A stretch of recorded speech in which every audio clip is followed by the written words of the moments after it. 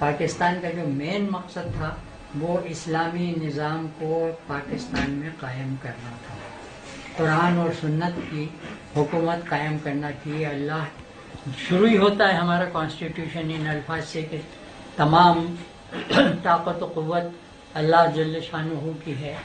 اور اسی سے حکومت پاکستان یہ اختیار حاصل کر کے پاکستان میں قرآن و سنت کے مطابق نظام قائم کرنے کا عہد کر رہے ہیں۔ کانسٹیٹیوشن کے بیسک پرنسپلز کمیٹی کے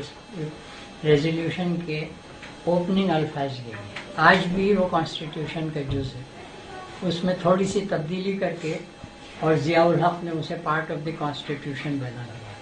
پارٹ آف دی کانسٹیٹیوشن بننے کے بعد ہر پاکستانی کا یہ فرض ہو گیا ہے انفیکٹ کہ اس نظام حکومت کو پاکستان میں قائم اور رائج کریں، اور ہر ایک کو اس کے لیے کوشاں ہونا چاہیے۔ جو قوتیں اس کی مخالفت کر رہی ہیں وہ دراصل پاکستان کے اس مقصد کے خلاف ہیں جو کہ عوام کے لیے قائم ہوا تھا، اور جسے لازماً قائم ہو کر اور پروان چڑھنا چاہیے۔ اگر یہ اب تک نہیں ہوا ہے تو اب جو لوگ ہیں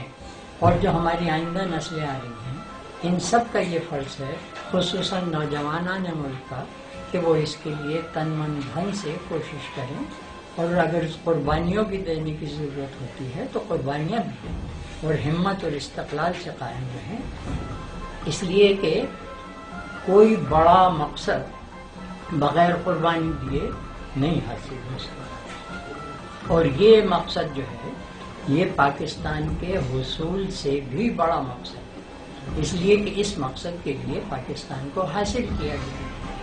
بدقسمتی سے اس دور کے لوگوں نے پاکستان بننے کے بعد اسی کو مقصد سمجھ لیا، یہ پہلا قدم تھا، یہ مقصد پیچھے چلا گیا اور پیچھے جاتا مسلسل جاتا ہے۔ آج ہم اگر اس کے لیے کوشاں ہیں تو یہ بڑی مبارک منصوب بات ہے، اور اس کے لیے تنظیم سے کوشش کرنا چاہیے۔ آپ ہمیں یہ بتائیں نا کہ ہم نے جو اسٹیپ لیا اس کے بعد آپ ہمیں کیا گائیڈ لائنس دیں گے؟ ہم نے جو اسٹیپ لیے صحیح لیا غلط لیا، اور کس حد تک ہمیں اس پہ انتظر رہنا، اور جو لوگ ہم لوگوں کو ریزسٹنس لا رہے ہیں ہمارے اس مشن کے لیے، ان سے ہم کس طرح سائڈ میں ہوں، کیونکہ وہ ہمارے لیے اتنی ریزسٹنس لا رہے ہیں کہ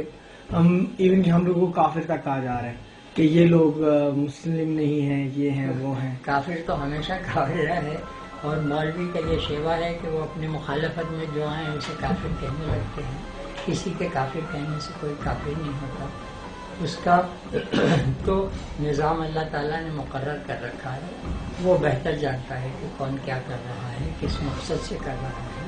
آج ہم الحمدللہ پاکستان حاصل کر کے 60 سال سے زیادہ ہو گئے، لیکن ان آبجیکٹ کو فراموش کر چکے ہیں، ان کو پھر سے ریوائیو کر کے، اور اس سلسلے میں جو کاوش محنت قربانی ہو سکتی ہے ابھی بھی ہمیں دینا پڑے گا۔ ہم لوگوں کے گیٹ اپ پہ بہت سارا ایک اٹھایا جاتا ہے کہ آپ لوگ خلافت راشدہ آپ لوگ لے کر آؤ گے جو اس طرح کے حلیے پہنتے ہو، اس طرح کے ڈریسز پہنتے ہو، تو اس بارے میں آپ ہمیں کچھ کہیں گے؟ کپڑوں سے دین کا کوئی تعلق نہیں ہے۔ دین نے جو کپڑوں کے لیے پابندی ہے وہ سطر کی حد تک ہے، لڑکوں کے لیے، آدمیوں کے لیے سطر اور خواتین کے لیے سطر، اس کے علاوہ کسی قسم کا کوئی لباس ہو اس سے دین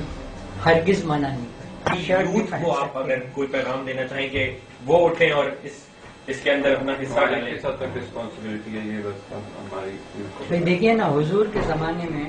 جن لوگوں نے سب سے پہلے دین قبول کیا وہ ینگ لڑکے اور غریب فیملی سے تھا، اور قربانیاں جو دی وہ بھی بیشتر انہی ینگ گویا جنریشن نے دی اس زمانے میں۔ تو ینگ لوگوں ہی کے اوپر اس کی ذمہ داری آج بھی ہے، اس وجہ سے کہ جو عمر رسیدہ لوگ ہیں ان کے سامنے بہت سے ایسے چیزیں آ جاتی ہیں کہ یوں ہوگا تو کیا ہوگا اور یوں ہوگا تو کیا ہوگا، مصلحت وقت اس میں آ جاتی ہے، اور